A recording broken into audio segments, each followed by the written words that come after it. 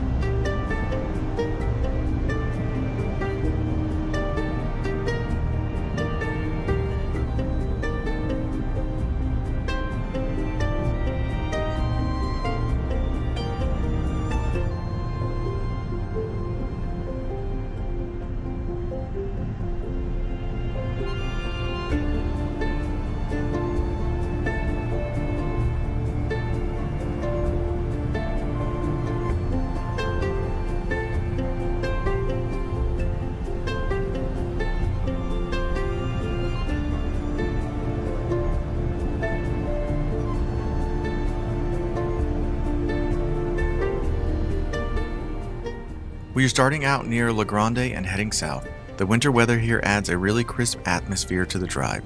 The roads are clear right now, making it a perfect day to roll the windows down a bit and take in the Pacific Northwest air before we hit the trail.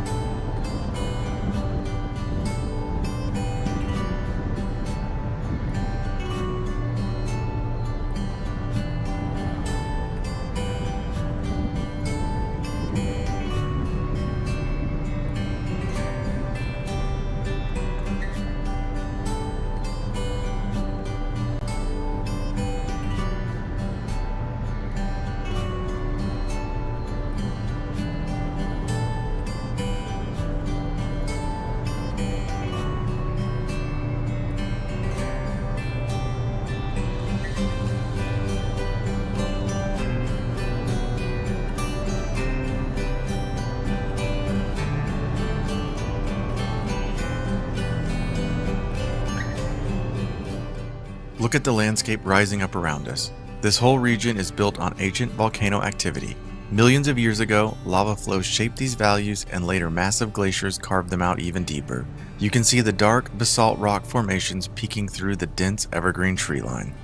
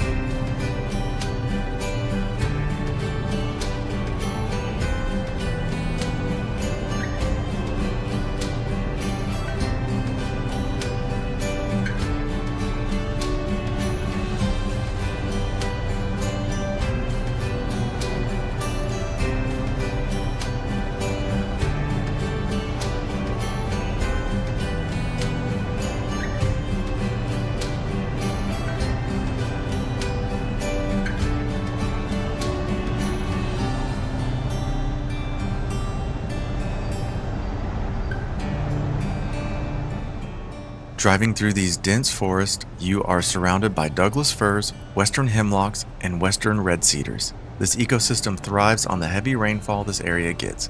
It is exactly the kind of lush, mossy environment we are going to be hiking through later when we tackle Hugo Peak.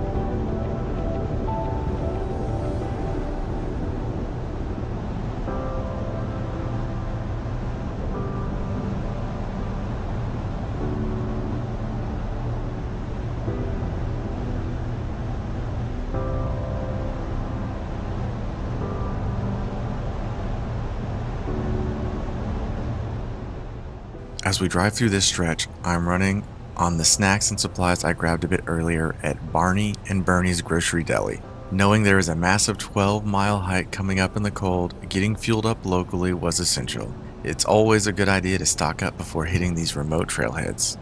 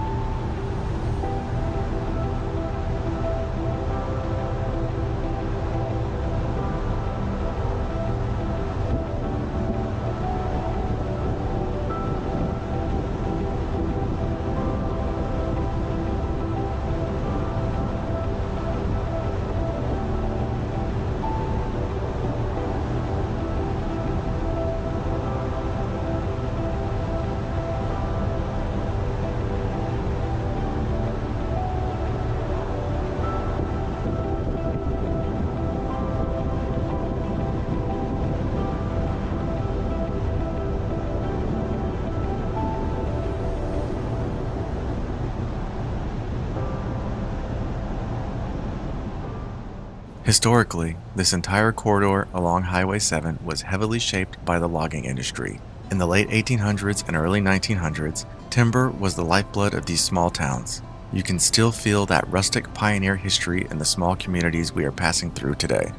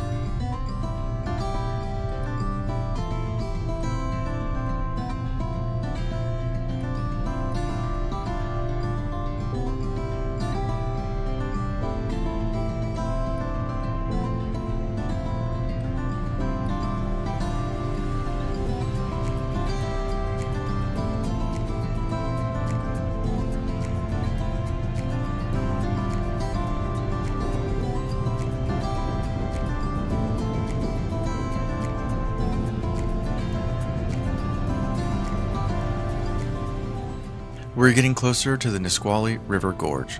The water carving through this area is incredibly powerful. The engineering required to build infrastructure out here in the rugged Washington wilderness, like the nearby Alder Dam, is truly impressive, even if it is tucked away out of sight from the stretch of the highway.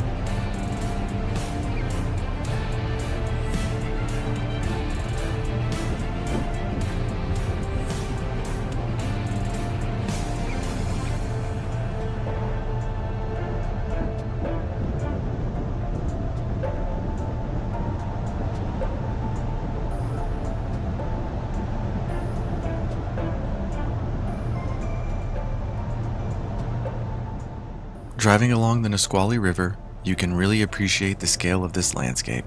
While we cannot see the massive 330-foot Alder Dam from the road right here, its presence holds back the water to create the massive Alder Lake just up ahead. This entire waterway is a major part of the local ecosystem.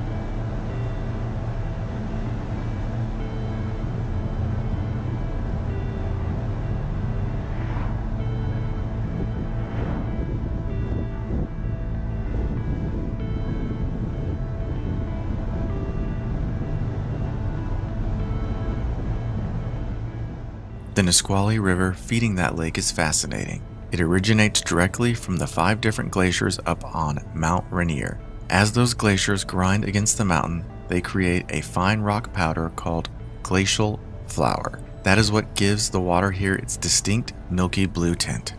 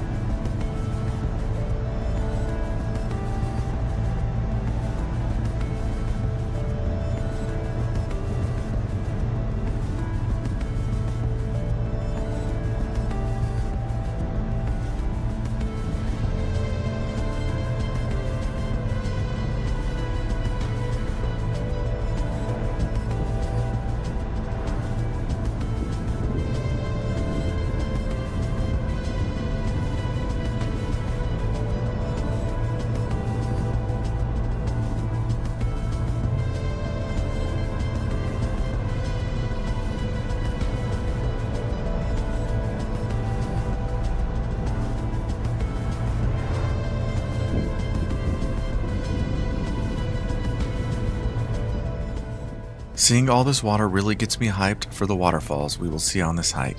The Little Machel River, which we will be hiking along soon, drops over a series of stunning falls. Getting to see the hydrology of the area from the road gives you a great perspective on how much water flows through these mountains.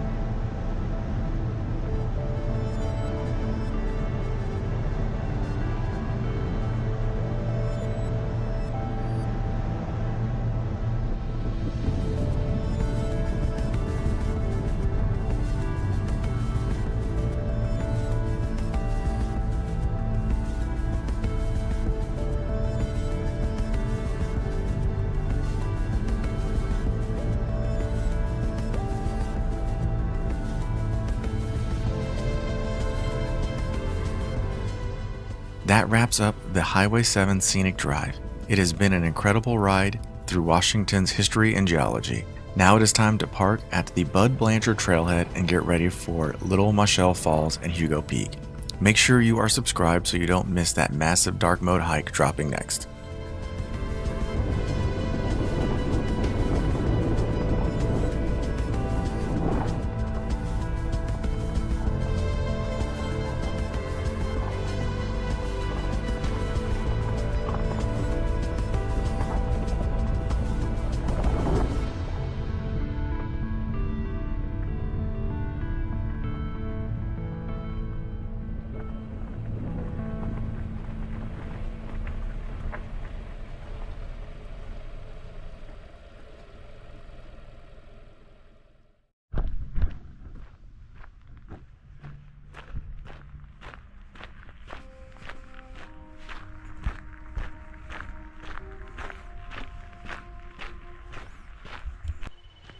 Hey everyone, this is Jared here with Team Adventures with BG, and I am up in Washington State in early December. For this trip, or this hike, I'm trying to do 8 miles, so I'm going to hit, it's like Bud Fletcher Trail is what I'm on. I hit 3 waterfalls, the middle, upper, and the little Machel, and then I'm gonna hightail it up to Hugo Peak, taking some fire roads to see if I can see sunset and then get out of here. So stay tuned. We got a lot of great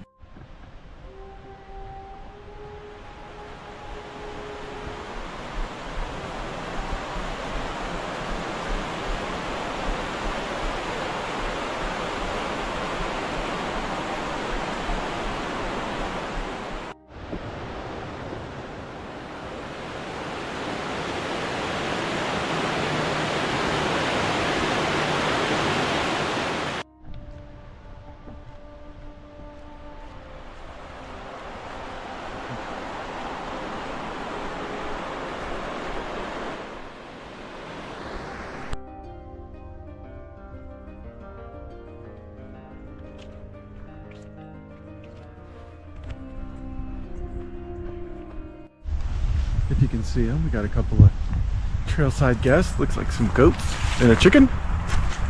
That's fun.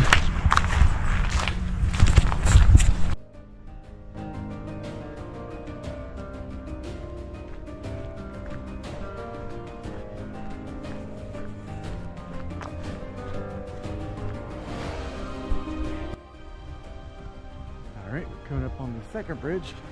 This is the little Machel River, and it's the river that feeds the waterfalls we're going to.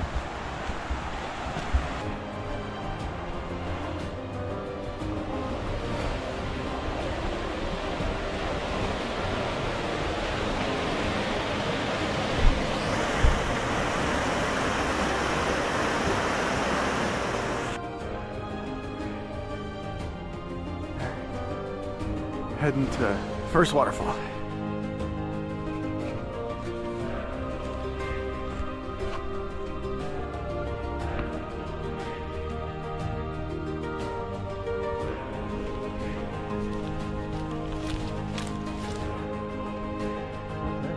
First big climb up.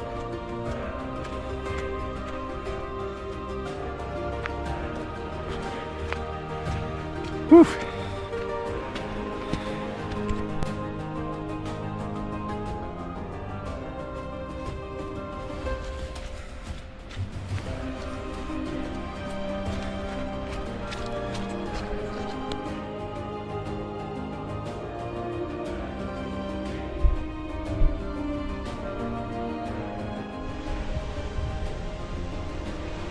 First glimpses of the waterfall.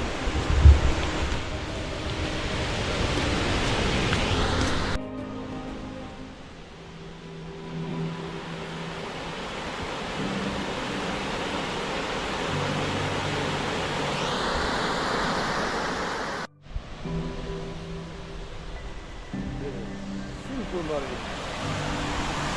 Coming down here, but I think the views are going to be worth it.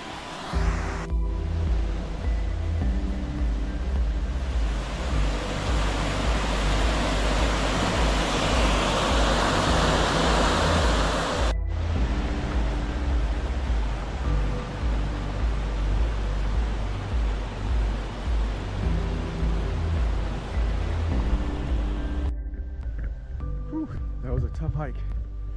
Back up, pretty winded. Now I'm headed down to the middle falls. Hopefully we get some views from the top of the lower falls as well.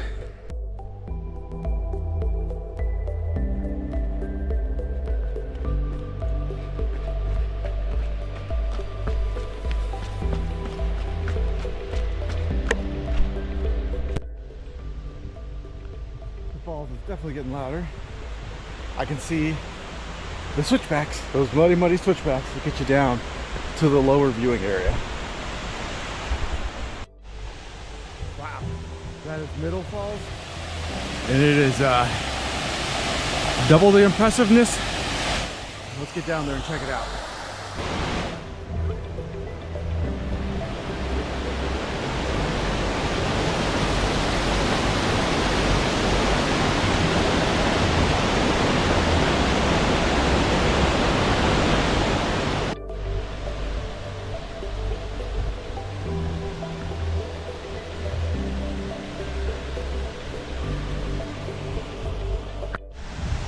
Heading back into the mud to try and get another angle now.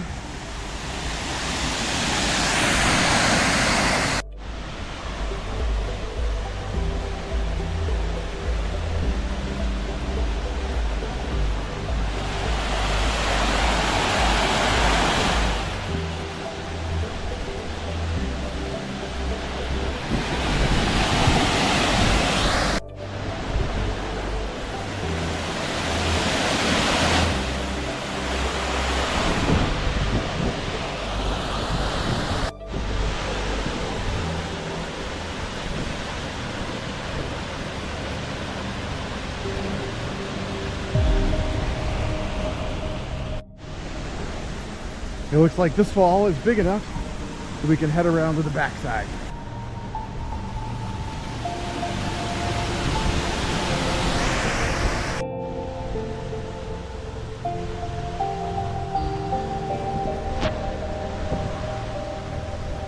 Quite windy.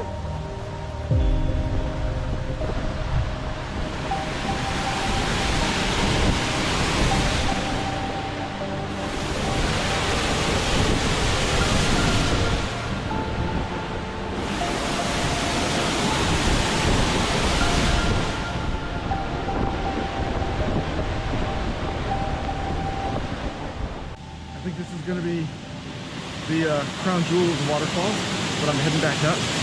Gonna hit the upper falls. Don't know how wise it was going behind the falls when it's like 30 degrees out. But since I'm hiking like 8 miles, I'm sure I'll get dry and warm. Not that it's an issue right now.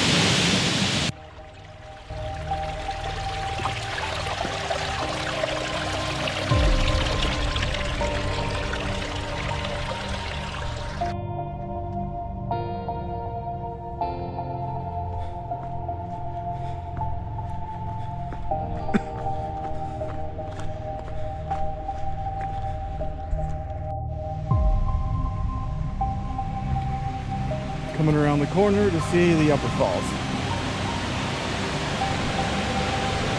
Get a little bit of a glimpse.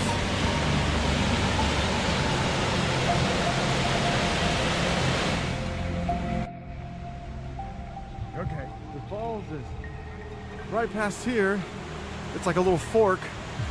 I don't really want to get in the water and get wet, so I'm gonna head upstream a little bit and see if I can rock hop.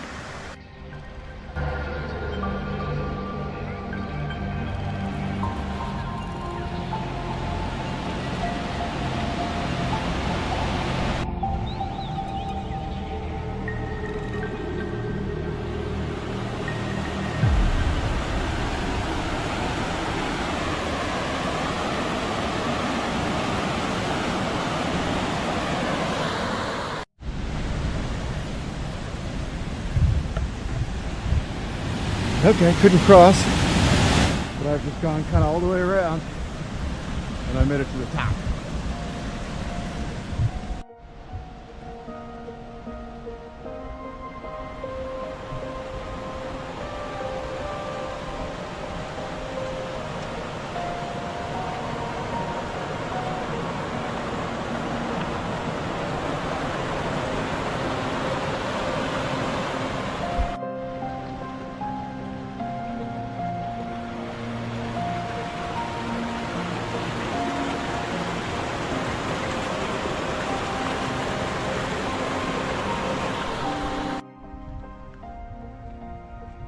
Up on the fire road. I wasn't too excited about this at first, but these views are amazing of the evergreens and the little mountains back there. Whew.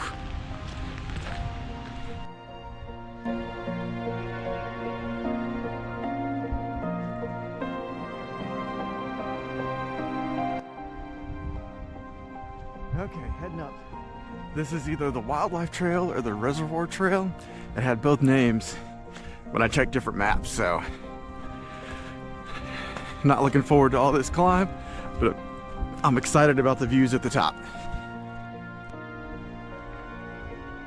This is Reservoir Pond. I took this little side trip for Waffle, his memory, because I know he'd want to come out here and swim if he was with me. So just gonna get a quick look before I continue up to Bag Hugo Peak.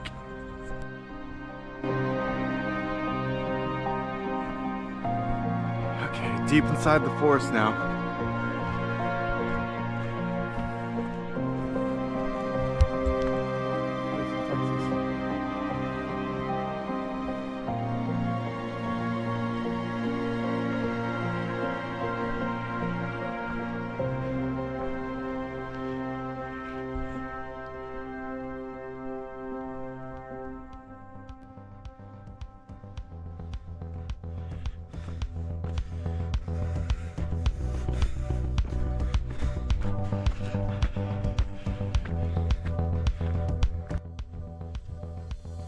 I didn't think the wildlife trail was going to be that tough, but whew, that smoked my calves. But this is the fire road. Should be the last kind of turn till we get up to the peak and the overlook. So I'm making pretty solid time. Should be able to see the sunset. All right, y'all, we did it. Made it to the peak. Big wooded up here, but there's supposed to be a overlook. Whew, here we are, the final spot, the overlook. So we got lots of forest, a couple of small mountains. It looks like a city down there, so Time to wait. Okay. Well, I waited around. It's kind of grayed out today, so I don't think I'm gonna see much sunset through these trees. So I'm gonna head back, so stay tuned, because I have a feeling we'll be able to see a little bit of the sun as I head down and back to the car. So stay tuned for hopefully some amazing colors. Okay, heading back into the deep woods. Starting to get dark. I feel like I definitely watched an X-Files episode that looks similar to this, so hopefully I survive without running into the monster of the week.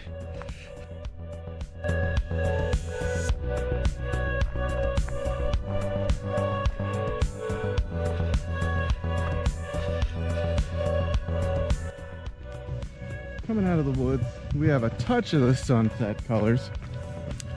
Super cloudy, so not much, but it's still very pretty.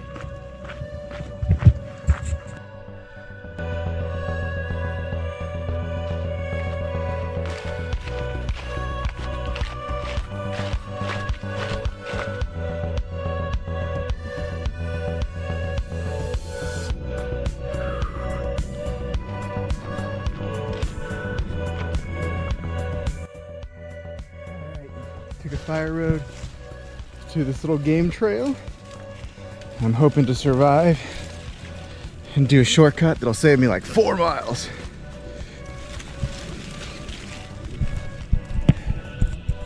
Back to the car. It's hard to believe it's just 6. Did almost 11 miles, 1,800 feet elevation gain. It's a little bit further than I thought I was gonna go, but it was a beautiful area. It's really my first time exploring the Pacific Northwest. I had a blast. I'm worn out. I'm off to get a big greasy burger. So thanks for joining me. Make sure to like, subscribe, and join me for my next adventure.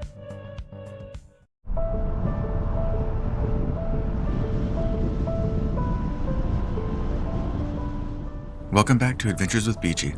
Today we are trading the Texas heat for the misty roads of the Pacific Northwest. We are in a rental and heading out from North Bend, Washington. The destination is the Mount Baker Snoqualmie National Forest. We are hitting the trail for Tenerife Falls. It is a legendary hike around here, and the drive up is just as much of an experience.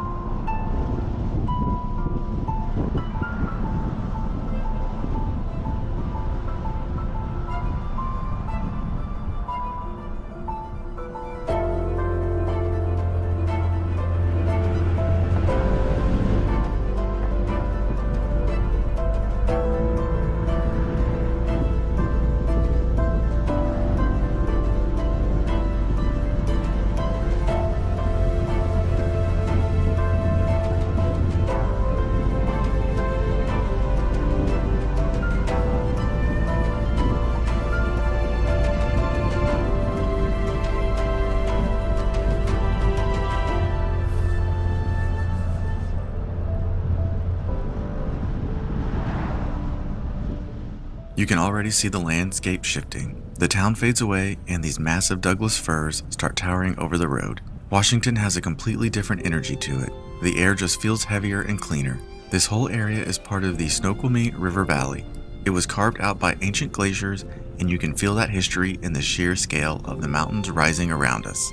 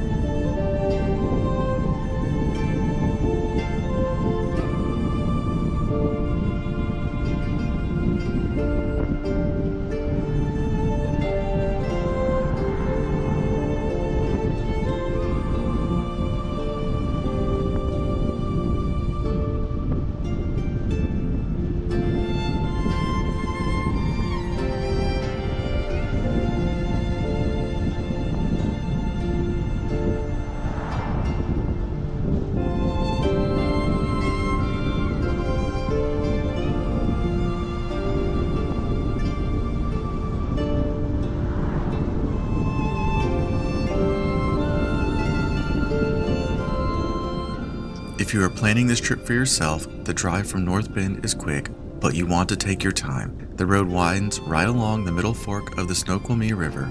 Keep your eyes peeled on the side because sometimes you can catch the mist rolling right off the water. It is exactly the kind of moody atmosphere this part of the country is famous for.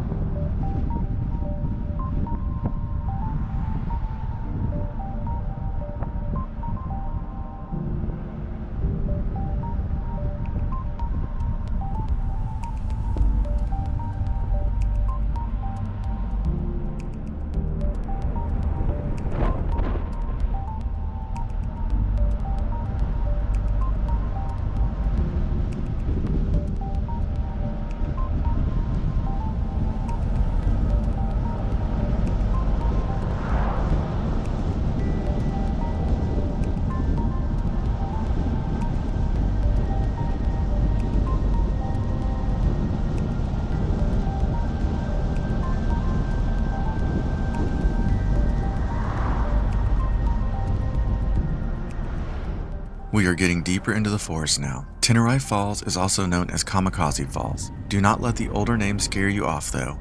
It is a rocky and steep trail, but the payoff is a stunning 237-foot cascading waterfall. We are saving the actual hike for the next video, but this drive is getting me seriously hyped to lace up my boots.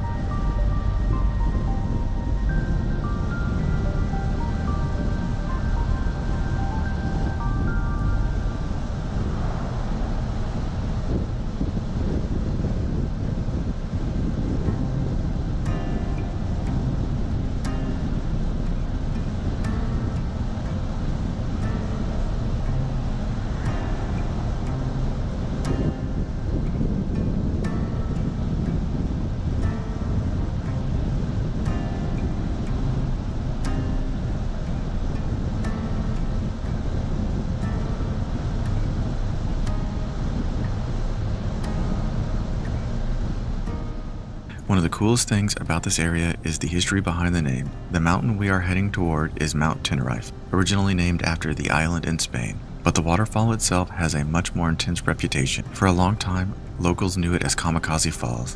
Before the modern trail system was built, hikers used to take a brutal straight-up path past the water to the summit with 0 switchbacks. We are taking the improved route today, but knowing that rugged history makes reaching the towering tiered waterfalls feel like a true expedition. The road we are on is smooth, but the mountain definitely has an edge to it.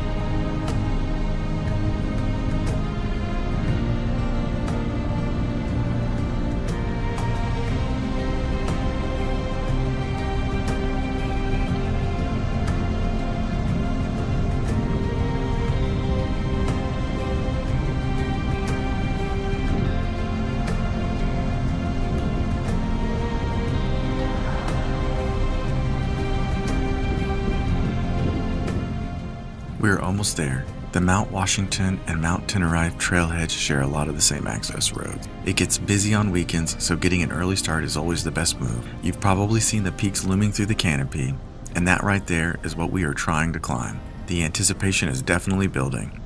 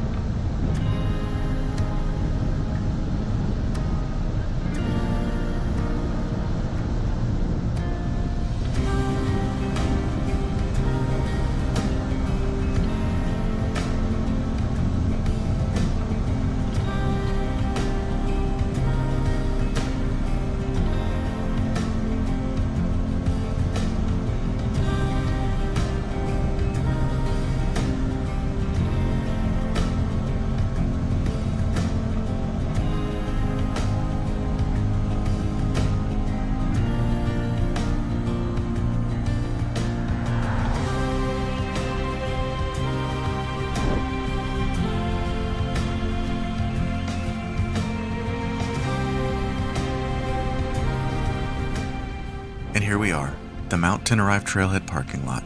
The drive out here sets the perfect tone for what's coming next. It's time to grab the gear and hit the trail.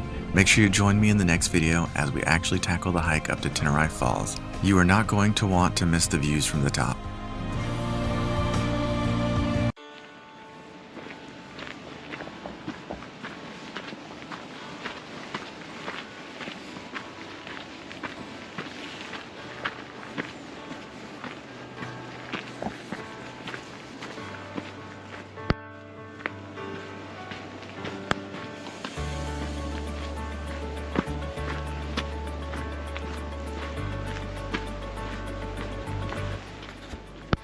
Hey everyone, welcome back to the channel. We're out in the Pacific Northwest again. Not wasting any time, I just got off a flight and I'm headed out to my first hike. I'm heading to the Cascades to tackle Tenerife Falls. So we won't be going all the way up to the peak because there's still snow and I'm just not ready for that. It's 5.4 miles. It's a brutal uphill, so a lot of elevation gains. So stay tuned. We're gonna check out the falls and then we're gonna hit a few unmaintained trails. So stay tuned.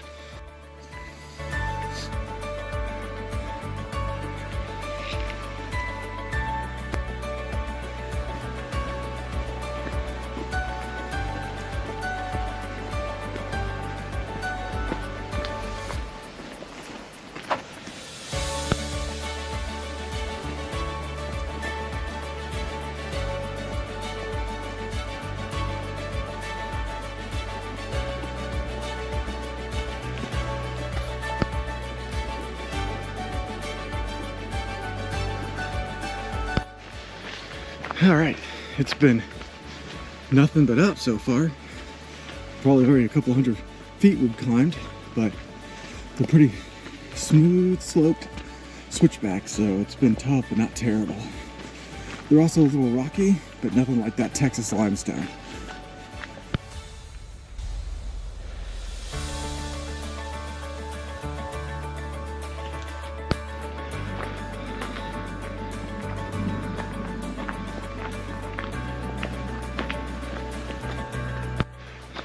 All right, we popped out of the woods. I guess we're still in the woods, but we're on this somewhat level trail off the switchbacks. Kind of opened up. Hopefully we'll get some view of the snow line here in a second. So I've gotten a glimpse of it through the treetops.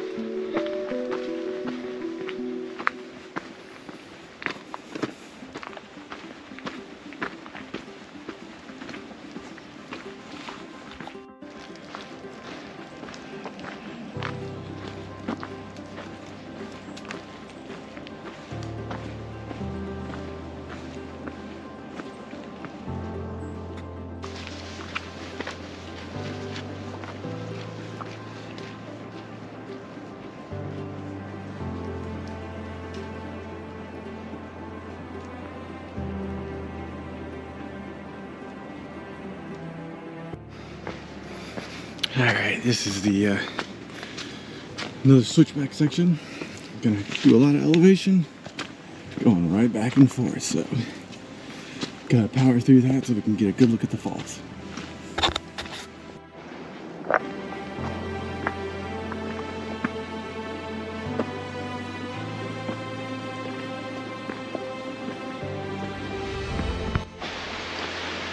Looks like we're in a transition zone, and it's a beautiful mix of snow and ice and green, so I love it.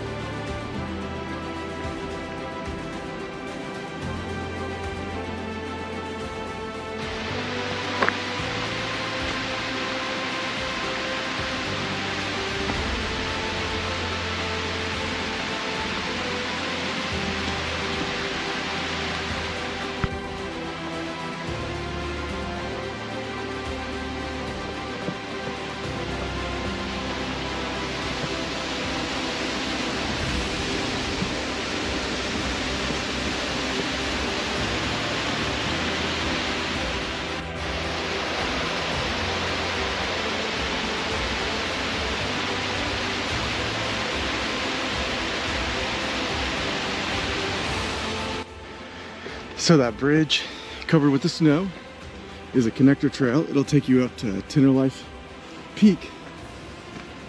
I'd love to go up there, but it looks like there may be a lot of snow or ice, and I'm just not equipped for that type of hike.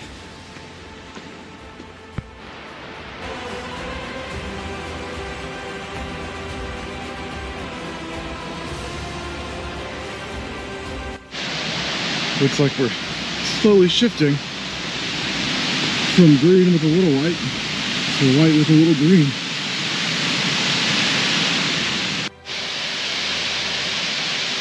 Starting to get glimpses of the waterfalls.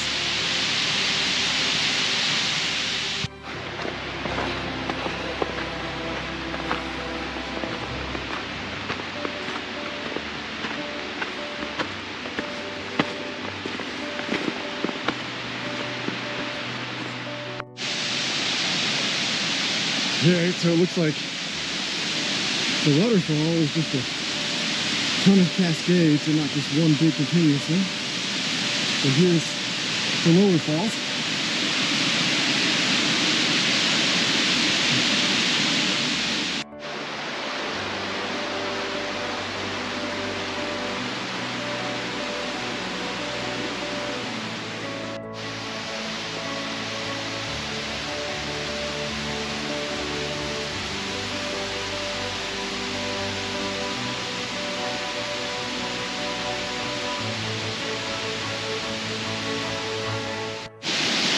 All right, I'm gonna scream, but I made it down to the base of the falls. It's so big, it's kind of hard to see. But it's 200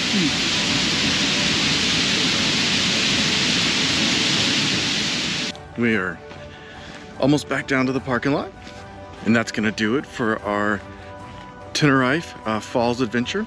We didn't get to go up to that hidden trail I was talking about, but just standing at the base of the waterfall was beautiful, as well as getting to see the green and the snow, and as it slowly transitioned from one back to the other. So that was amazing. Overall, it's about 5.5 miles. This trail's rated medium, so I can feel it on my legs, but I'm not fully smoked. Thanks for watching. Make sure to check out my other Washington adventures here. Thanks for watching, and make sure you join me on my next adventure.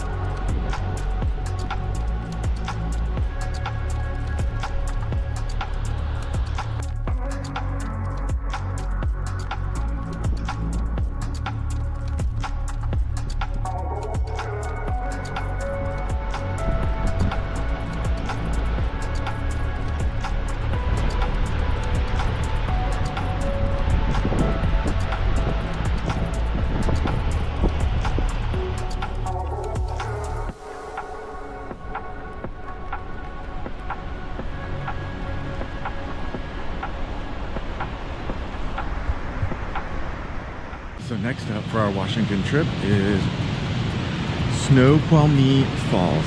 It's a real monster of a falls. It's 270 feet. It's maybe one of the biggest ones I've ever seen. As you've seen, it's kind of a family-friendly trail, and it's all paved. We started at the top, check out those huge views, and maybe we can get a little bit lower and see some of the water from the bottom. This is the lower viewing platform, but we're still not at the bottom, so I'm going to see if I can find that trail.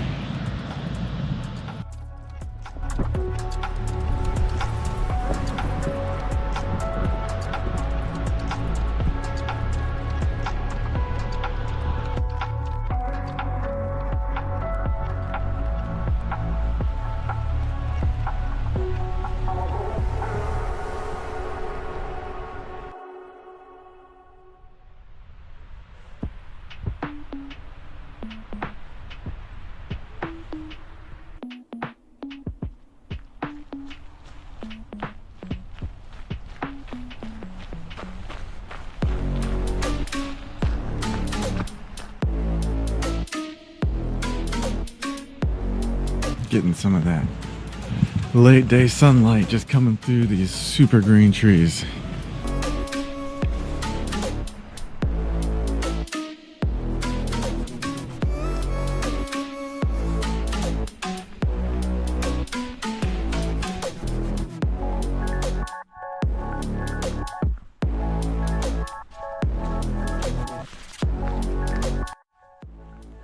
I didn't know what to expect coming down here, but it's just been insanely beautiful. We've got these trees growing with like these crazy roots, some huge stumps from Douglas firs, and it's just awesome. And I've had this little short hike all to myself.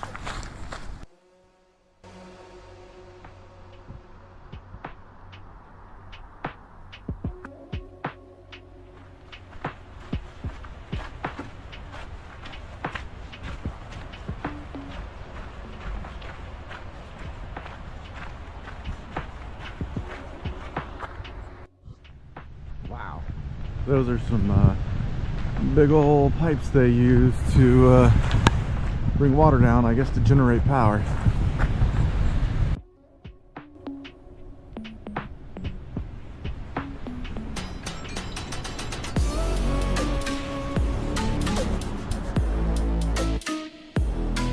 Looks like they're pretty serious about this water level. I bet it's dangerous out there.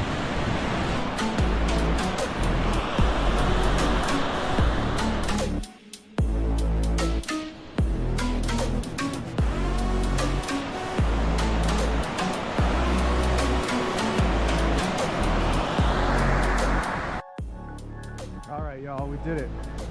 We made it down to the lower viewing area.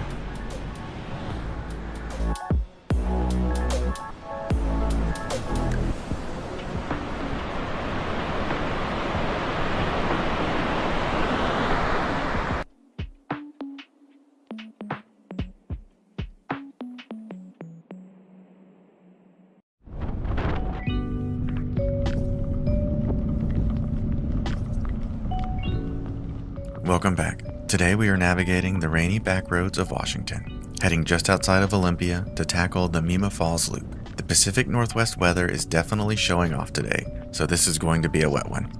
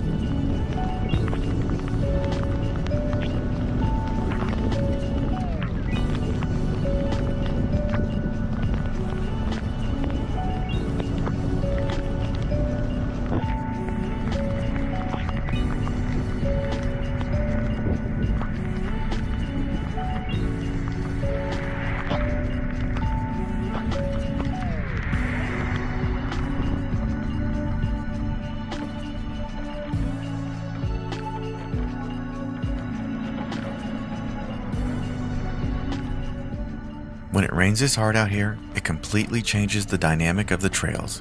We are out in the elements today, and I am expecting the canopy to be incredibly heavy and humid once we actually get under the trees.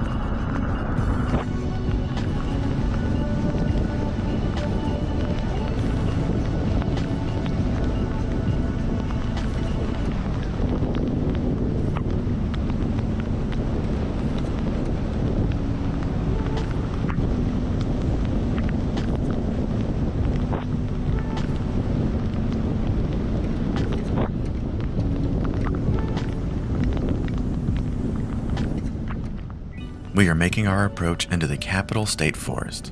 This is a massive area, over 100,000 acres of working forest land. Because it is a working forest, the landscape is a mix of dense timber and open logging cuts, making it a pretty unique area to explore.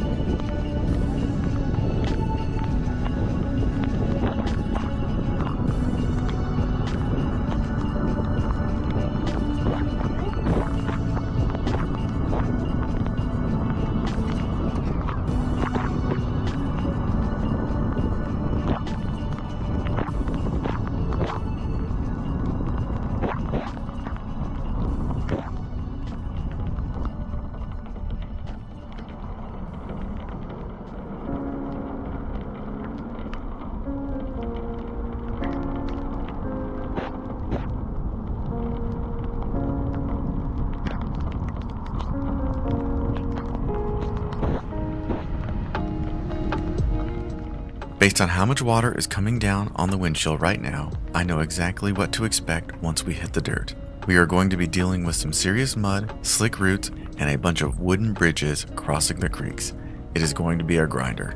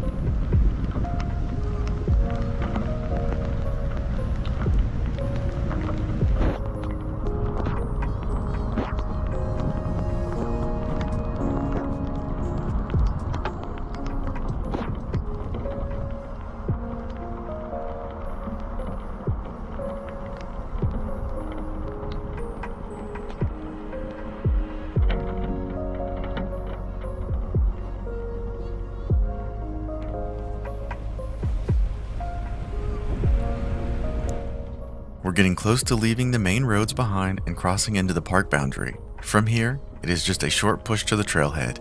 If you are planning this drive yourself, just take it slow on these final stretches when it's slick.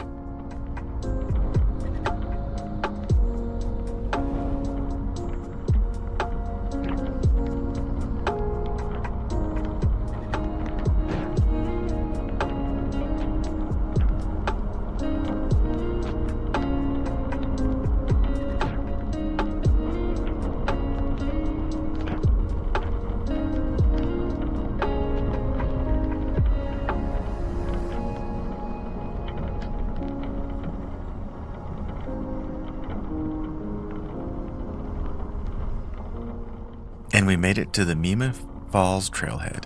The parking area is right here, and the rain has not let up at all. Time to grab the gear and get muddy. If you want to see exactly what this storm looks like out on the trail, make sure to stay tuned for the full hiking video.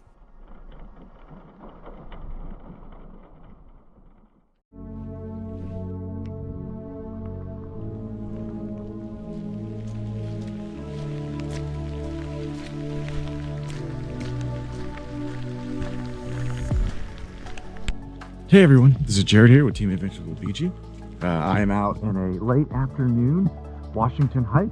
We're getting some of that Pacific Northwest weather. It's definitely been raining all day. So what we're doing, we're going to Mima Falls. We're on the Mima Falls Trails loop. It's about 4.5 miles to the waterfall. If we go all the way around the loop, it's going to be 6. So we'll see how muddy we are at the end and if we're ready to get all of it done. So stay tuned. Let's check out that waterfall and all of this mud.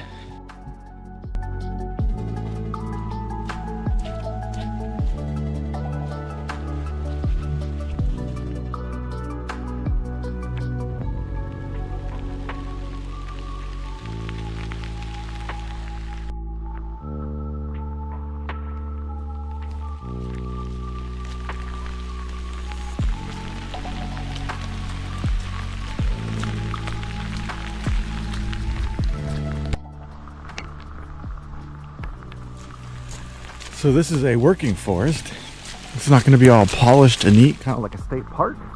So you can see there's quite a bit of cuts through here.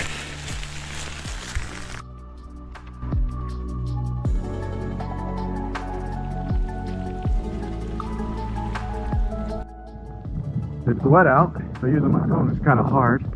But we're going to be taking the east trail over to the waterfall first. And then hit the west and come up. So we may go all the way around, we may not.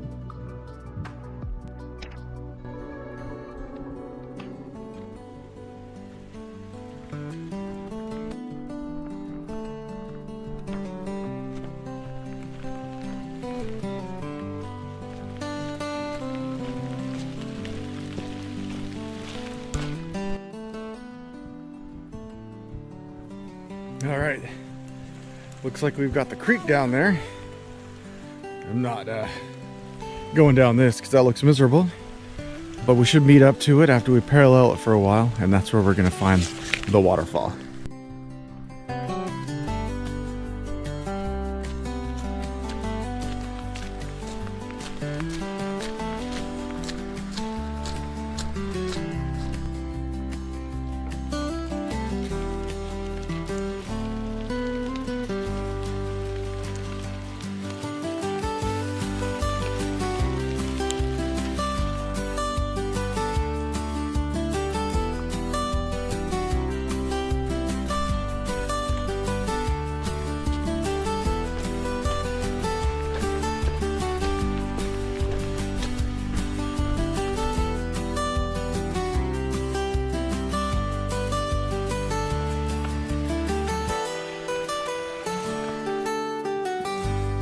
As we've gotten further along, the trail has definitely gotten mushier and muckier. So I didn't think I was going to get muddy when I first started, but that's not going to be the case.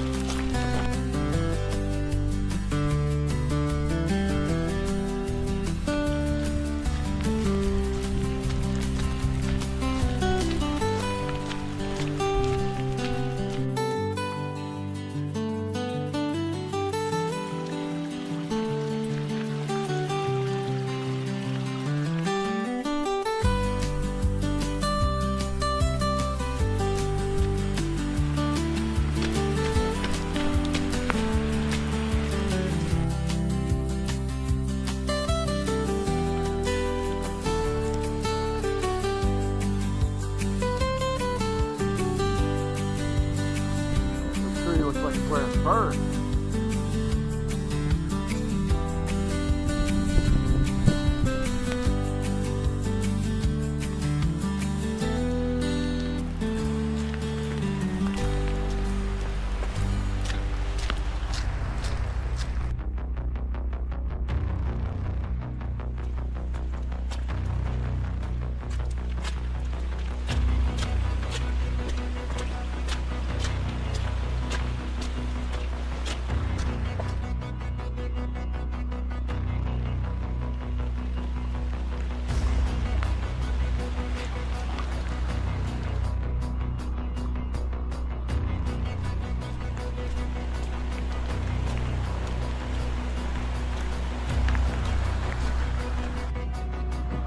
Looks like with all the rain, we've gotten some quicker flowing water.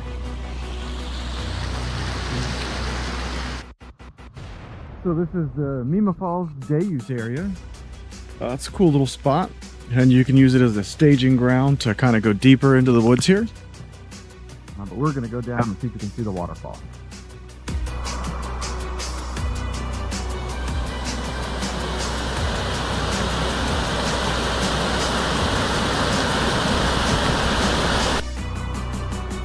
Alright, we got a view from up top, but I think we're going to get a much better view down here.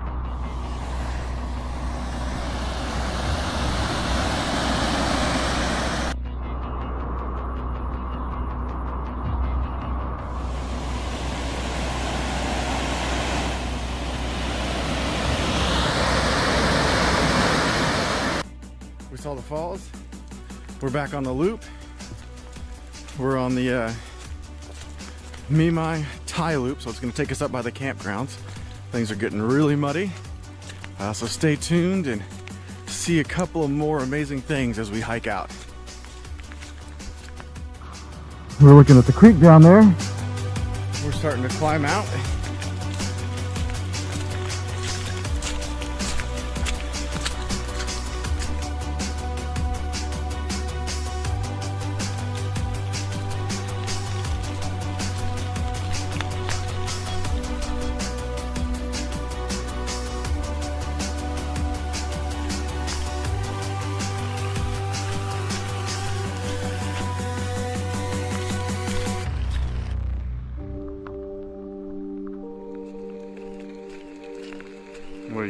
Unique looking roots.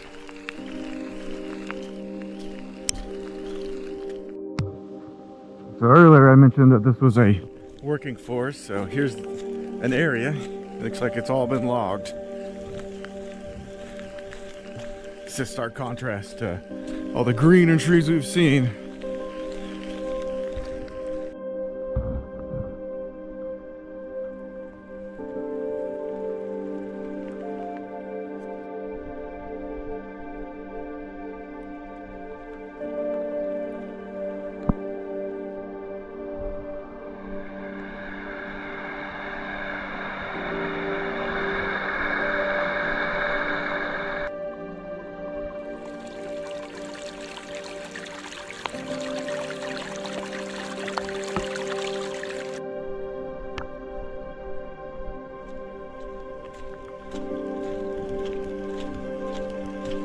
Another cool view of a creek.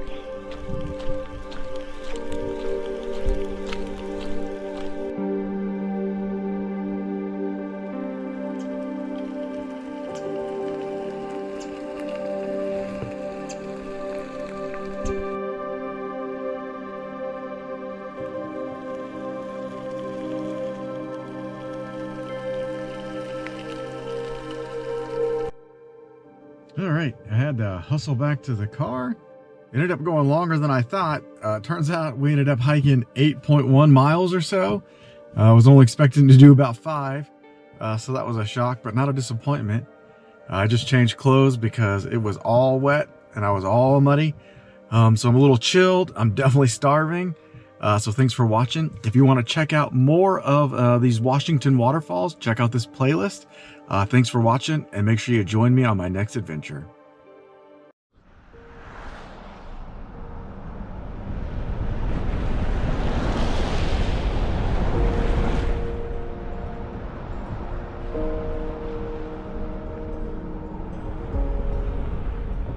Leaving the concrete behind and heading east into the Snoqualmie Valley, it is March out here in Washington, and we have this incredible contrast going on. Heavy snow is clinging to the ground, but the deep green of the Pacific Northwest canopy is still pushing through.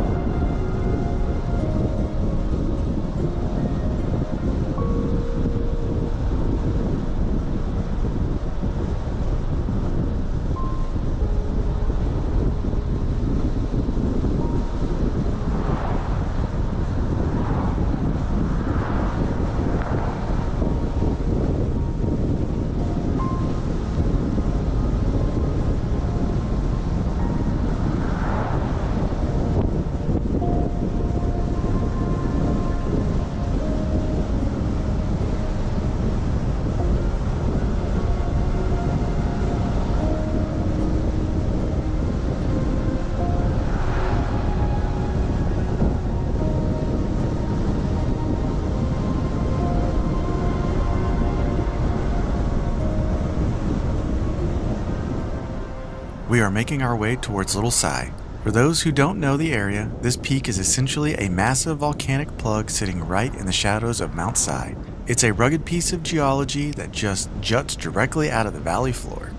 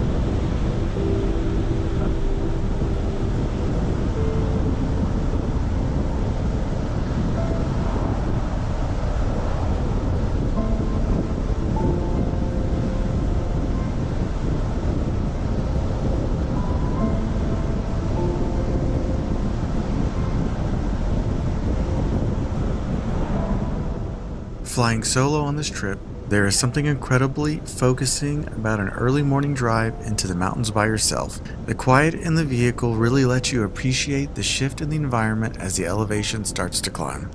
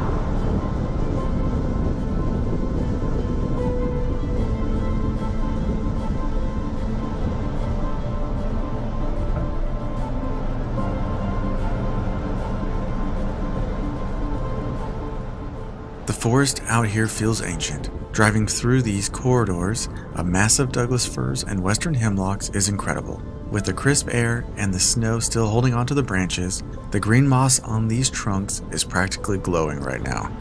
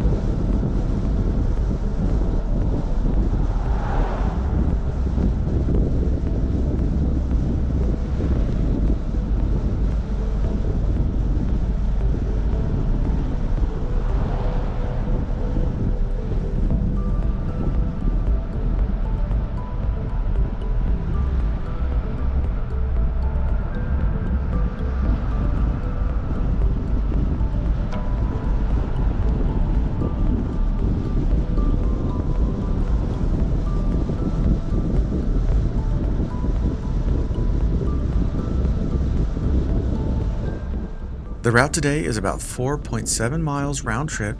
It is a deceptively tough trail. You get a steep burnout right out of the gate, it mellows out through the forest floor, and then you face a rocky, aggressive push to the actual summit.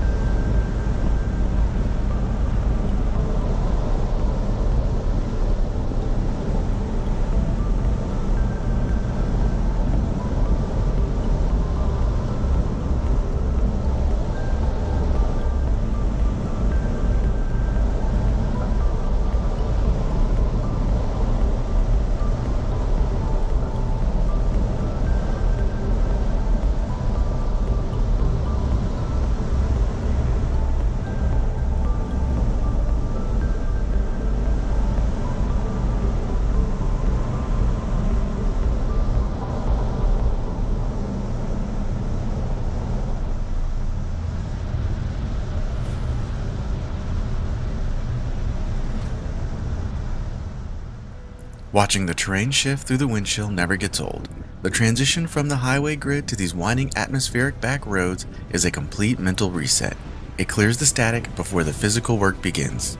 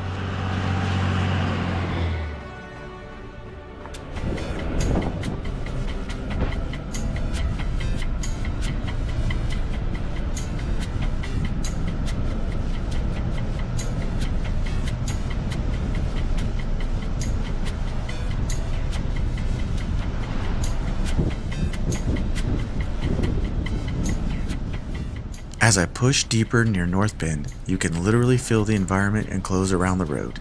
The sheer rock faces of Sci Mountain System are starting to loom over the tree line dead ahead.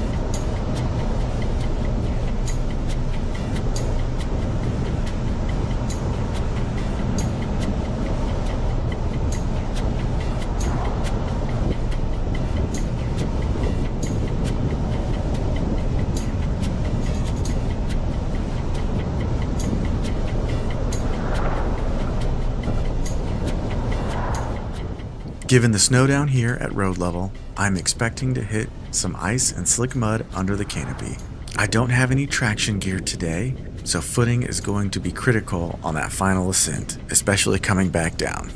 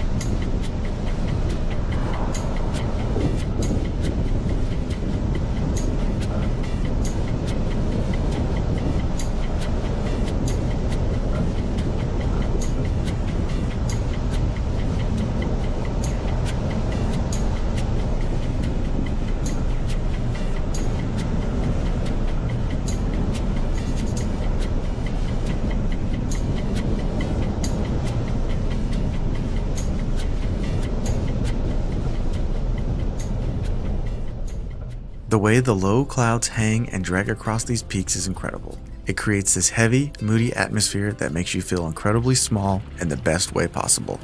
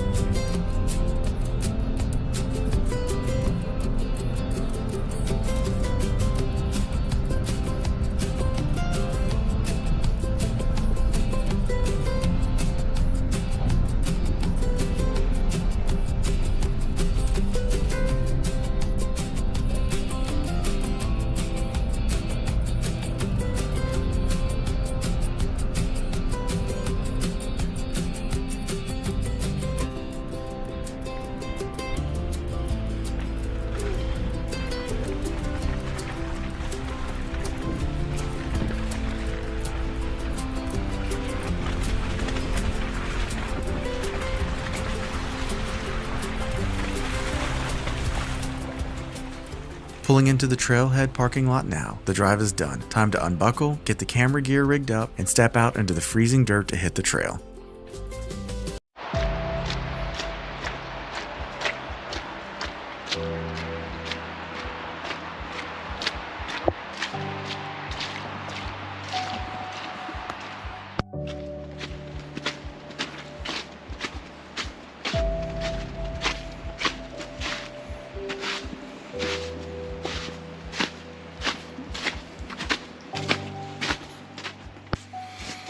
Alright, welcome back to Adventures with BG.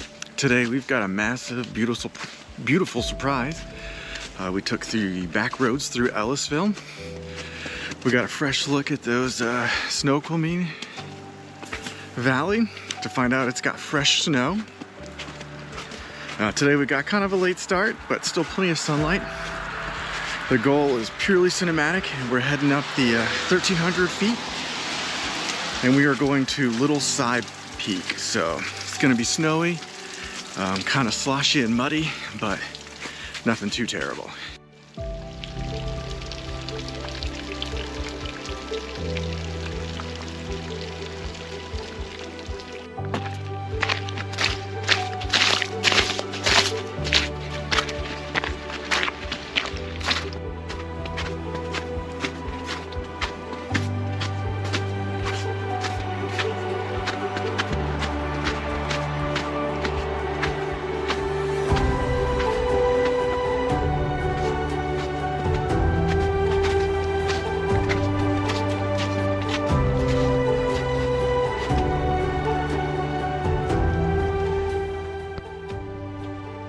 One thing I didn't expect on the trail is melting snow on the peak now, so I don't think I'm going to get out of here without getting my feet wet, so another thing I've got to prepare myself for.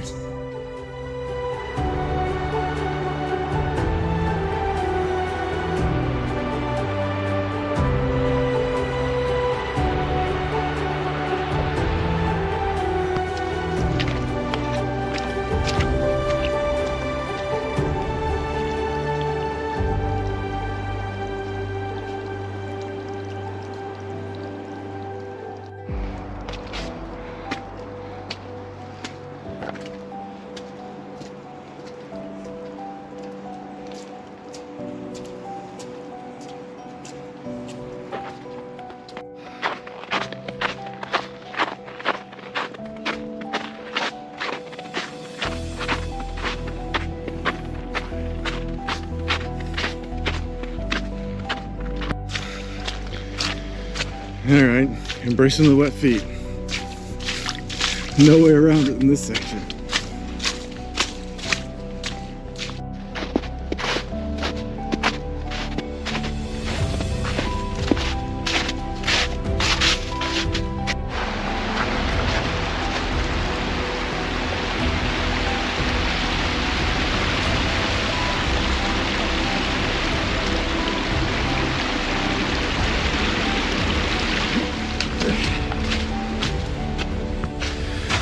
Mostly survived that creek. I wasn't too worried though, because my feet are already wet.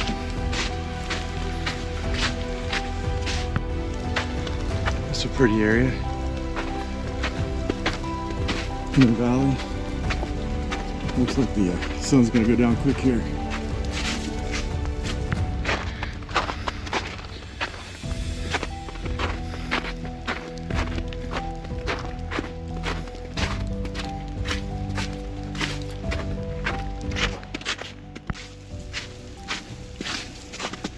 Not today, but if you're out here in better weather, this is a climbing area, so beautiful and looks like a fun time.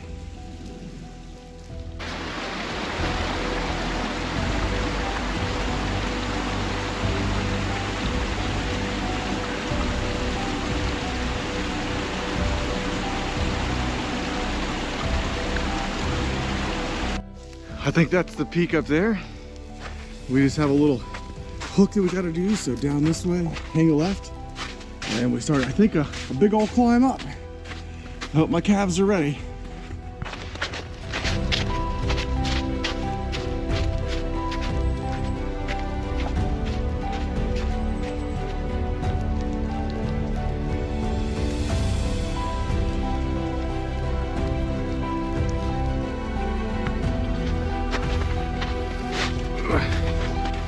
Looks like we have a downed tree.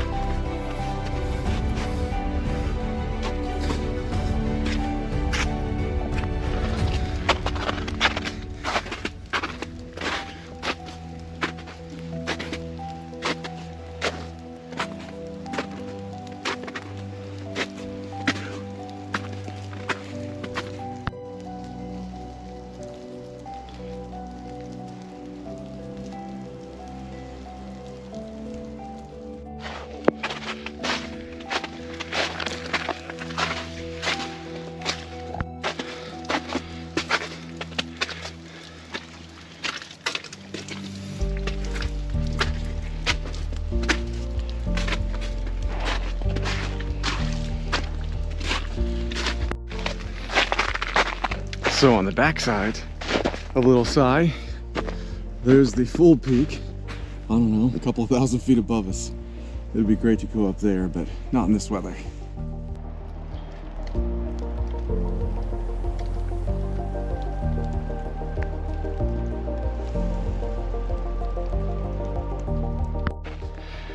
Here it is. We've made it to the peak.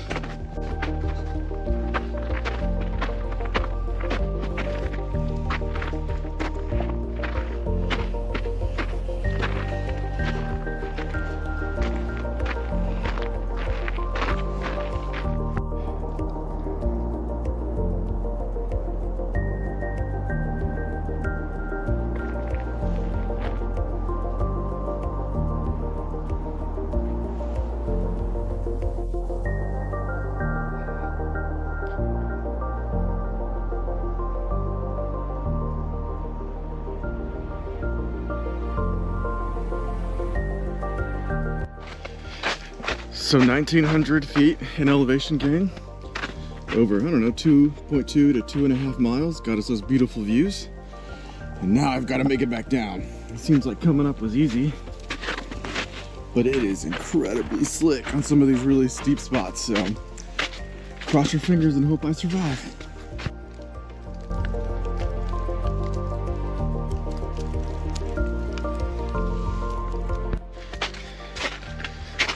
So coming down has been treacherous. It looks like this is gonna be a tough spot, but I've been learning to perfect drive my heel into the snow, and when it gets too treacherous, to give it the old butt slide and scoot.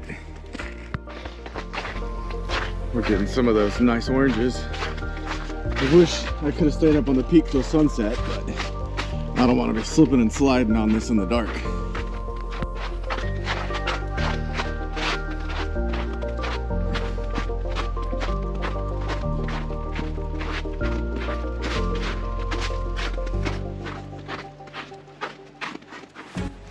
Another thing I've learned is dangerous out here. It's these snow clumps up in the tree. They definitely fall down and will whack you. So I've been hit a couple of times. Sometimes it's not too bad, but one got me in the hand and I was like, oof.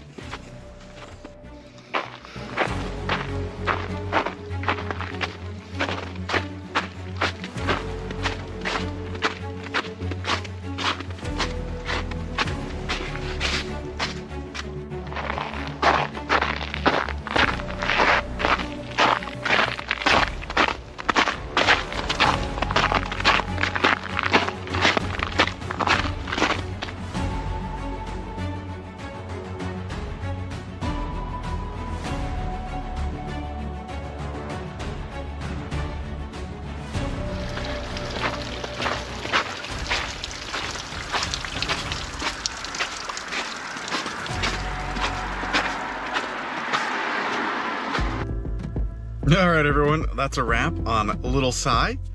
Catching those towering rock faces and some of those ancient boulders is very cool, especially with the snow, the mud, and all that water running. It was entirely worth the late start and the big elevation gains. It was seriously gritty going up, and it was slick coming down. Once we got out of the really steep spot, it wasn't too terrible. If you want a short but steep Washington trail that delivers massive cinematic views, this is the one. You don't have to go all the way up to some of the really tall peaks. So if you want to see more of my Washington adventures, make sure to check out this list. It's got peaks, waterfalls, and water. So thanks for watching, and make sure you join me on my next adventure.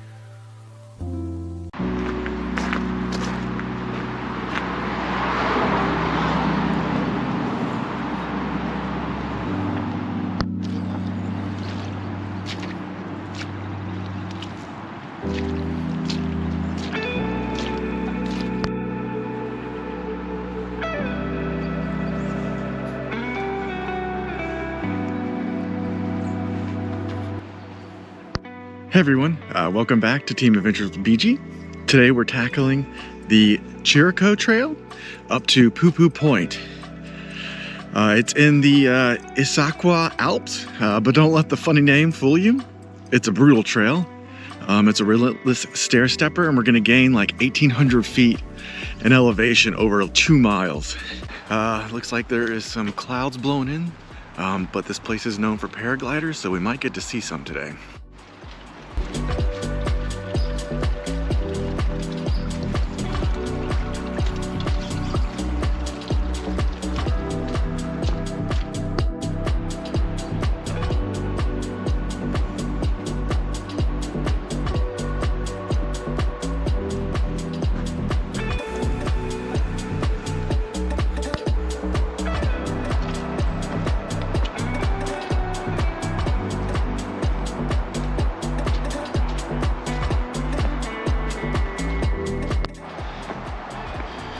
So we had snow yesterday.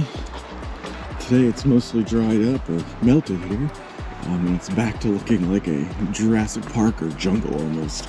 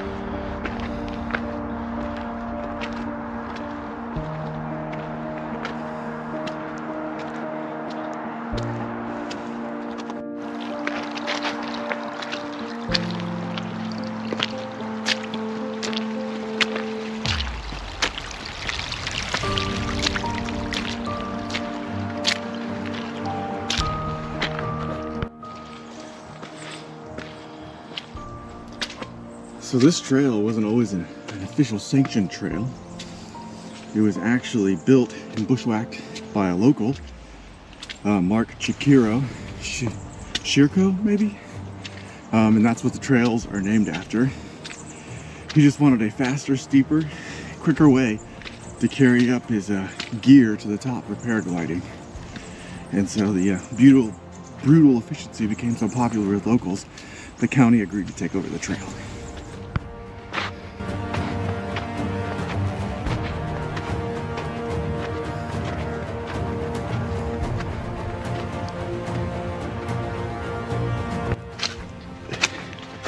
All right, we've hit a section that is slushy and slick.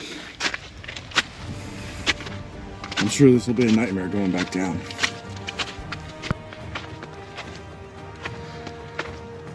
Whew.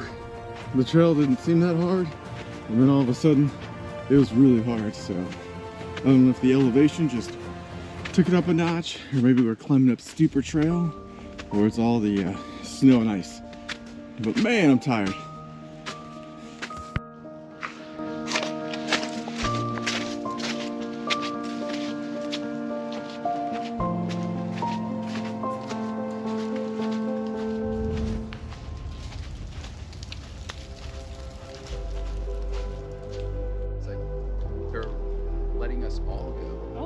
That's why I'm calling you that.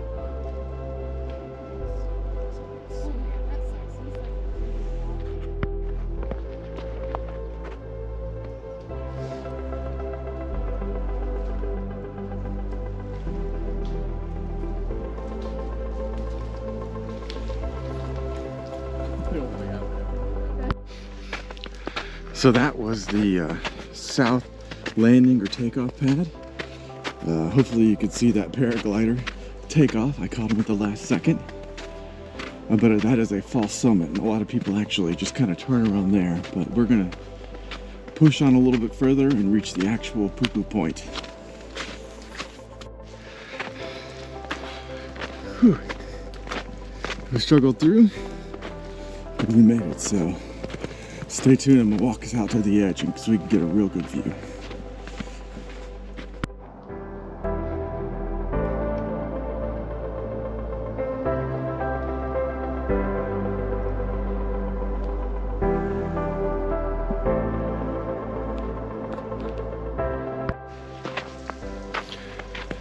So we made it to the poo-poo point. We can continue on poo-poo point trail if you want.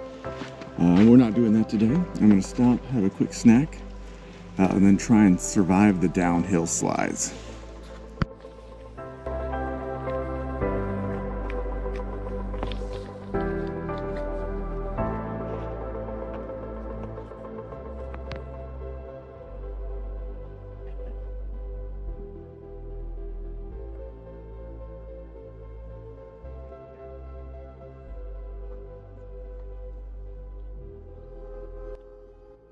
All right, made it back to the car.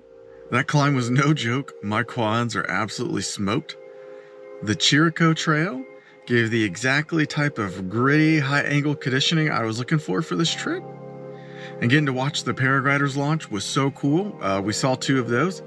If you want to see more of these rugged trails, make sure you hit that subscribe button. If you want to see more of my Washington adventures, more great views here, make sure to check out this playlist. Thanks for watching, and make sure you join me on my next adventure.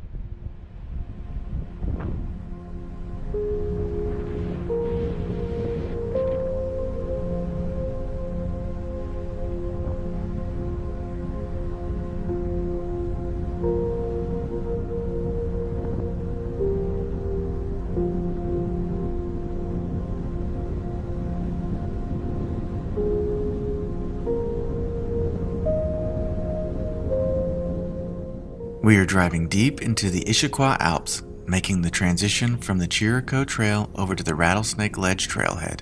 Honestly, my legs were already smoked. This was the bridge to my 5th hike in 6 days. Back home in Central Texas, we never deal with conditions like this.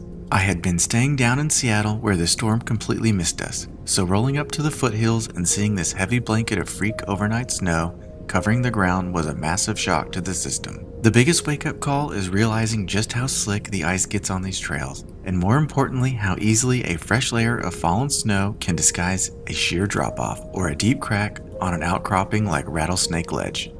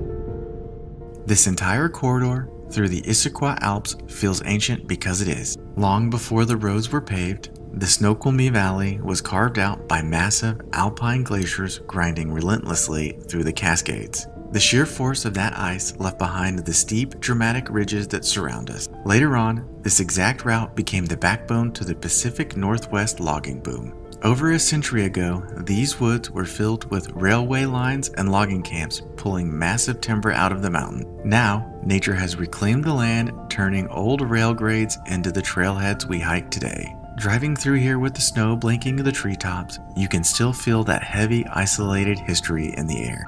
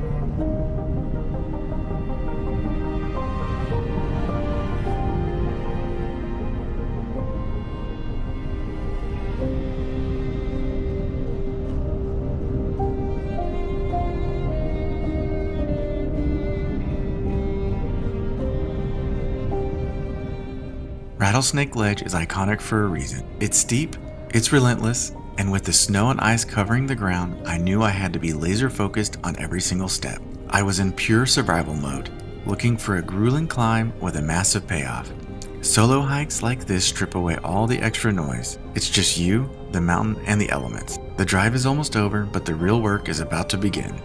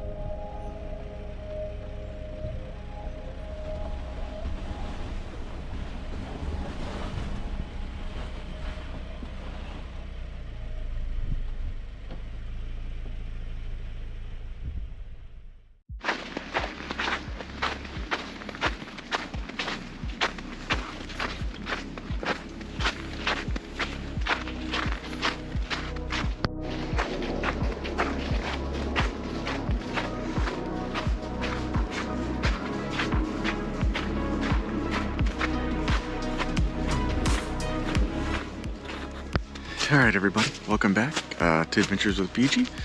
We are tackling the iconic Rattlesnake Ledge this time. Check it out if you want to see Arkansas, where they have Rattlesnake Ridge. But it's late afternoon. We're in the Pacific Northwest. They had a blizzard recently, so there's snow and ice everywhere. This trail is usually a massive tourist trap, but I came late in the day, kind of racing the sunset, as you know I like to do. So it's not as busy.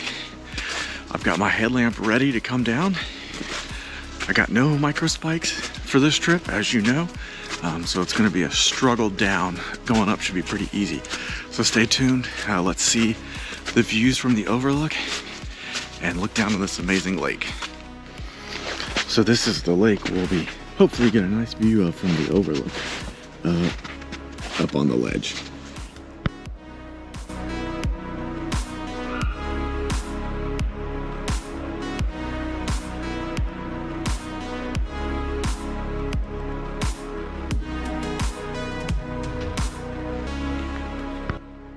Before we get too far into the hike, we can see some of these massive dead tree stumps sticking out. Those are from a landlocked town called Cedar Falls. So when they built a masonry dam nearby, the water backed up and permanently flooded the town and the forest, leaving behind all these stumps that we see.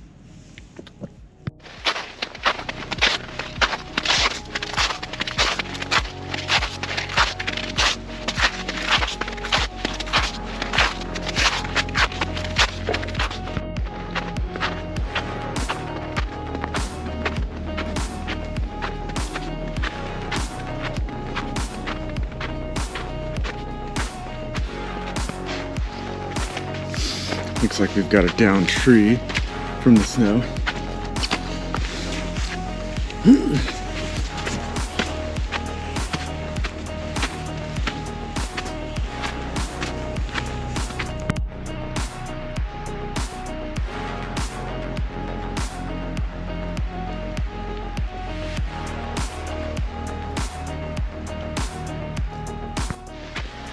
I think this is the most snow we've seen on all the hikes I've done out here. And thankfully it hadn't been too steep yet. So if it stays like this, I probably don't have to worry about slipping and sliding too much on the way down.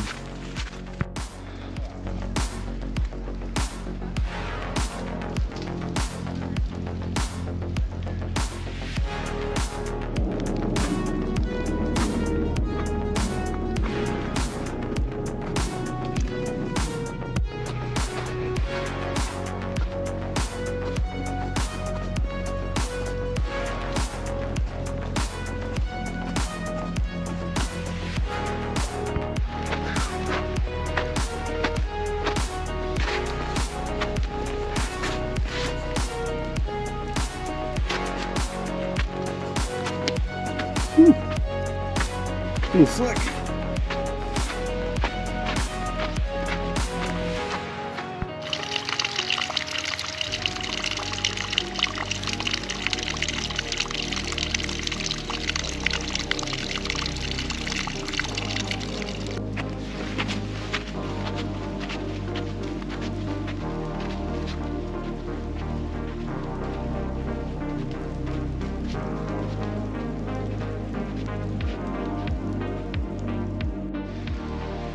We are a long way up.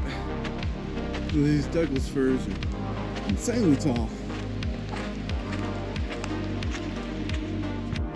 All right, we're coming up on the lower cliffs. Whew. We're way up.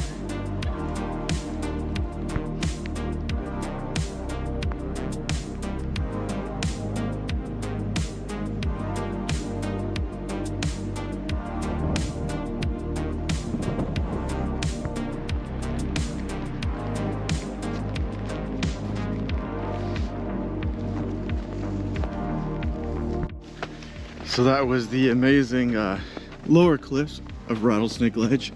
95% of people stop there. I'm gonna make a quick trek, about 15 more minutes maybe, up to the middle ledge. And then there's the upper ledges even above that. So we might go to that, we might not, depending on what the day looks like. So stay tuned for more of these.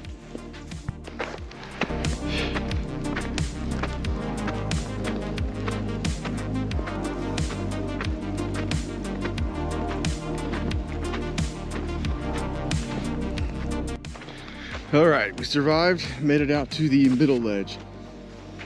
I wonder if that is safe to walk on, or if I should end there like everybody else. Being from Texas, I'll never see this. So I would say that this is what Winter Wonderland looks like. I love it.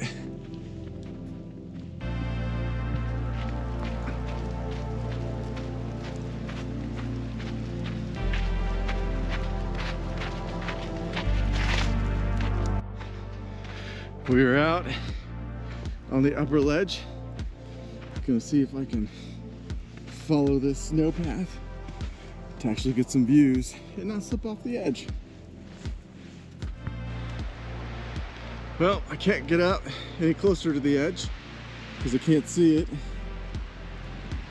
But the views are nice, just blocked by those two trees. Figured this was good as any. Time to eat my tamale. All right, we're heading down. Taking a quick side tour to look at this beautiful creek.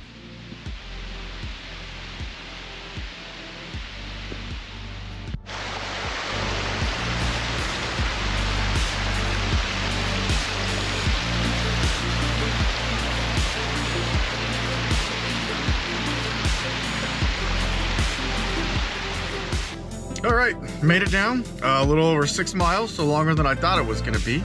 But the hype about this location is absolutely real. Getting to the light, getting up there as the light changes The fog rolls in, gives it that really eerie and isolated feeling. Hopefully you saw that. And you just don't get that kind of vibe on summer. The descent was slick, not as bad as some of the other places, dark and rugged, but it was nice to just walk and be alone because the trail was kind of packed on the way up. This definitely turned out to be a worthwhile thing, even though it's a popular trail. If you want to see more of my Washington adventures, make sure you check out this playlist. Thanks for watching, and make sure you join me on my next